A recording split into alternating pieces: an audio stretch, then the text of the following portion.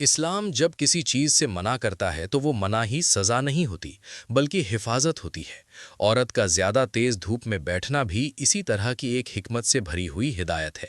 بہت سے لوگ اسے صرف روایت سمجھ لیتے ہیں، لیکن حقیقت یہ ہے کہ اس کے پیچھے دین، جسم، روح اور سماج تینوں کی گہری سمجھ موجود ہے۔ اسلام عورت کو کمزور نہیں کہتا بلکہ قیمتی کہتا ہے، اور جو چیز قیمتی ہوتی ہے اس کی حفاظت زیادہ کی جاتی ہے۔ سب سے پہلے ہمیں یہ سمجھنا ہوگا کہ اسلام عورت کو کس نظر سے دیکھتا ہے۔ عورت کو اسلام میں رحمت کہا گیا، امانت کہا گیا اور سماج کی بنیاد کہا گیا۔ ماں کی گود کو پہلی مدرسہ کہا گیا۔ اب سوچئے، جو گود آنے والی نسلوں کی پرورش کرنے والی ہے، اگر وہی گود جسمانی یا روحانی نقصان میں رہے تو اثر صرف ایک عورت پر نہیں بلکہ پوری نسل پر پڑے گا۔ اسی لیے اسلام عورت کی صحت، عزت اور سکون تینوں کی حفاظت کرتا ہے۔ تیز دھوپ کا سب سے پہلا اثر جسم پر پڑتا ہے۔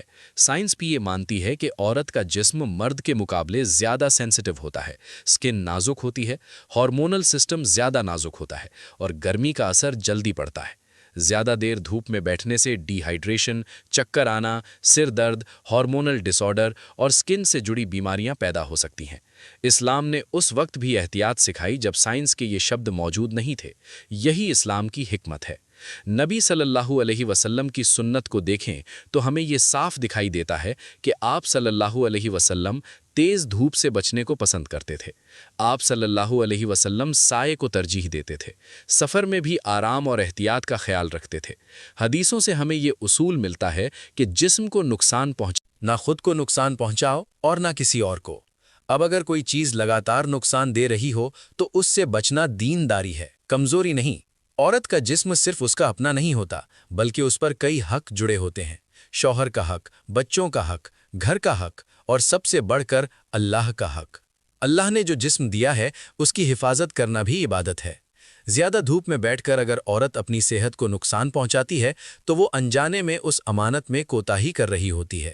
اسی لیے اسلام احتیاط سکھاتا ہے۔ اب بات صرف جسم کی نہیں، روح کی بھی ہے۔ تیز دھوپ، تھکاوٹ اور گرمی انسان کے مزاج پر اثر ڈالتی ہے۔ چڑچڑاپن، بے چینی، گھبراہٹ اور بے سکونی پیدا ہوتی ہے۔ عورت کا مزاج ویسے بھی نرم اور احساس سے بھرا ہوتا ہے۔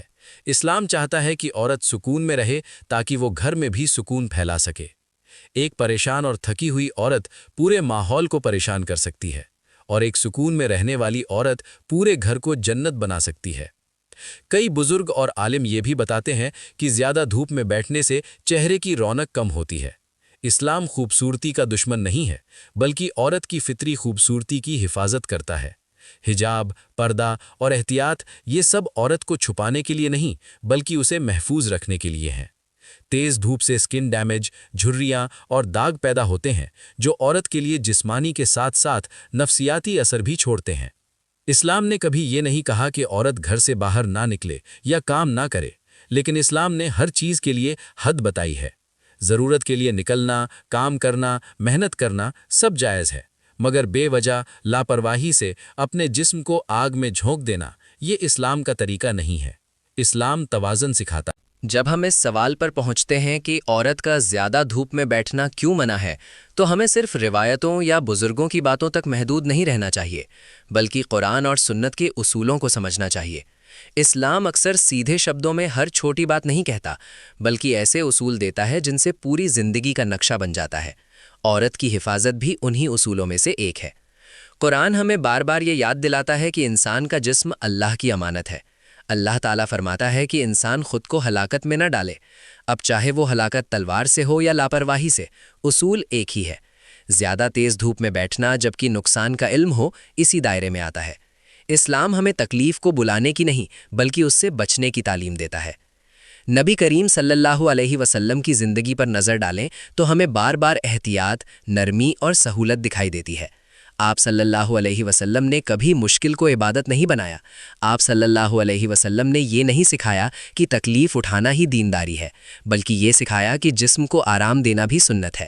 سفر میں آپ صلی اللہ علیہ وسلم سہولت کو اختیار کرتے، تیز دھوپ میں سائے کی تلاش کرتے اور گرمی میں لوگوں کو آرام کرنے کی تعلیم دیتے۔ یہ سب اس بات کی دلیل ہے کہ اسلام جسمانی نقصان سے بچنے کو پسند کرتا ہے۔ عورت کے بارے میں اسلام کا نظریہ اور بھی رحمت بھرا ہے۔ نبی صلی اللہ علیہ وسلم نے فرمایا کہ عورتوں کے ساتھ نرمی برتو۔ نرمی کا مطلب صرف بول چال نہیں بلکہ حالات بھی ہیں۔ اگر کوئی حالات عورت کے لیے زیادہ سخت ہوں، جیسے تیز دھوپ، زیادہ گرمی، لمبا انتظار، تو اسلام وہاں سہولت کا دروازہ کھولتا ہے۔ اسی لیے شریعت میں عورتوں کے لیے کئی معاملوں میں رخصتیں دی گئیں۔ اب سماجی پہلو کو سمجھیے۔ پرانے زمانے میں جب دھوپ اور گرمی زیادہ سخت تھی اور سادھن کم تھے، تب عورت کا زیادہ دیر دھوپ میں بیٹھنا صرف صحت کا نہیں بلکہ عزت اور امن کا بھی مسئلہ بن جاتا تھا۔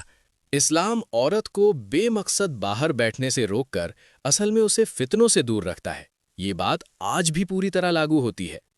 تیز دھوپ میں تھکی ہوئی پریشان عورت زیادہ ولنریبل ہوتی ہے، نفسیاتی طور پر بھی اور سماجی طور پر بھی۔ نفسیات یعنی سائیکالوجی کی نظر سے دیکھیں تو گرمی اور تیز دھوپ انسان کے صبر کو کم کر دیتی ہے۔ غصہ، چڑچڑاپن اور بے صبری بڑھ جاتی ہے۔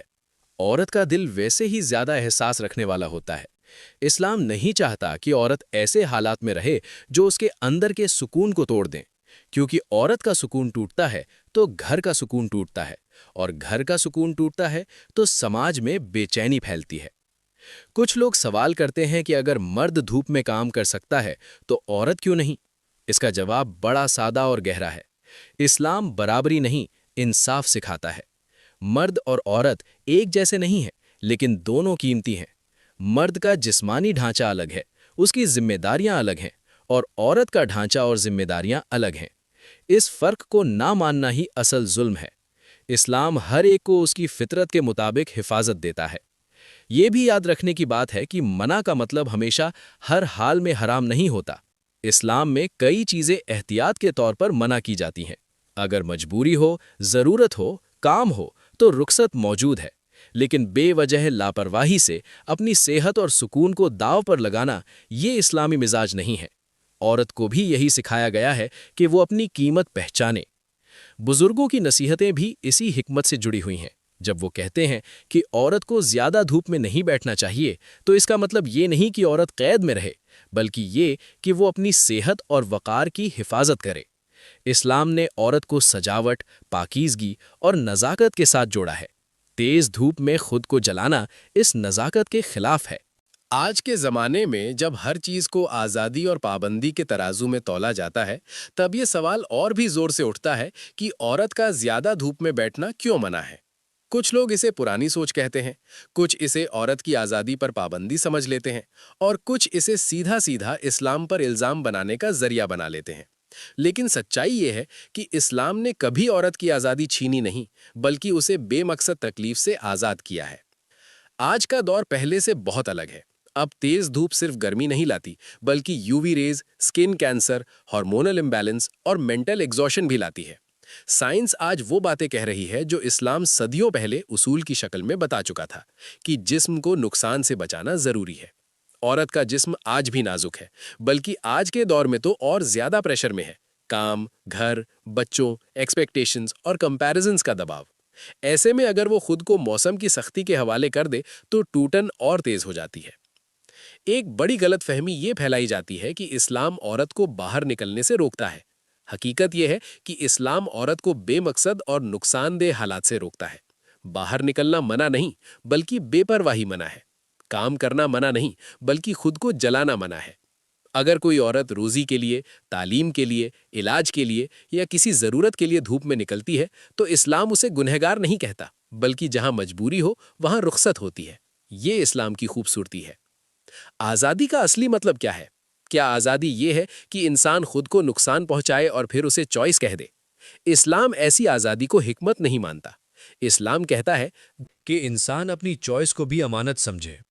عورت کو یہ حق دیا گیا ہے کہ وہ اپنے جسم، اپنی صحت اور اپنے وقت کی قدر کرے۔ اگر کوئی ہدایت اسے دھوپ کی سختی سے بچا رہی ہے تو وہ آزادی چھین نہیں رہی، بلکہ اسے ٹوٹنے سے بچا رہی ہے۔ آج کے سوشل میڈیا دور میں ایک اور نازک پہلو سامنے آتا ہے۔ تیز دھوپ میں بیٹھنا، گھنٹوں باہر رہنا، بنا پرواہ تصویریں اور ریلز بنانا، یہ سب دکھاوے کی دوڑ کا حصہ بن چکا ہے۔ عورت اپنے آپ کو کمپیئر کرتی ہے، تھک جاتی ہے، جل جاتی ہے، جسم سے بھی اور دل سے بھی۔ اسلام اس برن آؤٹ کلچر کا علاج دیتا ہے۔ وہ کہتا ہے، ٹھہرو، سائے میں آؤ، اپنے آپ کو سزا مت دو۔ کچھ لوگ کہتے ہیں کہ اگر یہ ہدایت اتنی اہم ہے تو قرآن میں صاف صاف کیوں نہیں لکھی؟ اس کا جواب یہ ہے کہ قرآن ایک رول بک نہیں بلکہ ہدایت ہے۔